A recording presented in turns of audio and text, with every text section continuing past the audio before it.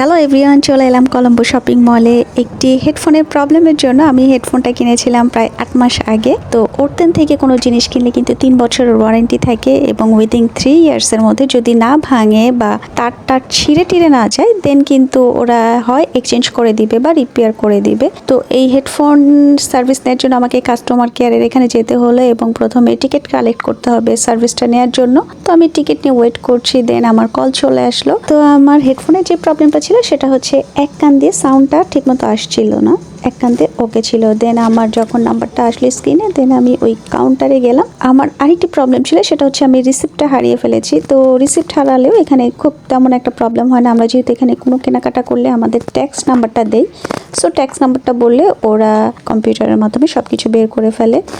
দেন আবার ভালো মতো চেক করে দেখলো কোনো ভাঙা আছে কিনা, দেন ওরা আমাকে সলিউশন দিয়ে দিল উইদিন 30 ডেজের মধ্যে হয় এটাকে রিপেয়ার করে দিবে অথবা নতুন আরেকটা এক্সচেঞ্জ করে দিয়ে দিবে। সো এই কথা বলে আমার ফোন নাম্বার এবং ইমেল অ্যাড্রেসটা রেখে দিল, আমাকে ফোনে অথবা ইমেলে জানানো হবে। তবে পর্তুগালের এই সার্ভিসগুলো আমার স্পেশালি অনেক অনেক ভালো লাগে। সো আমাকে ওরা বাই বাই করে দিল এই কথাবার্তা বলে, আর আমি আপনাদের সঙ্গে বাই বাই করছি।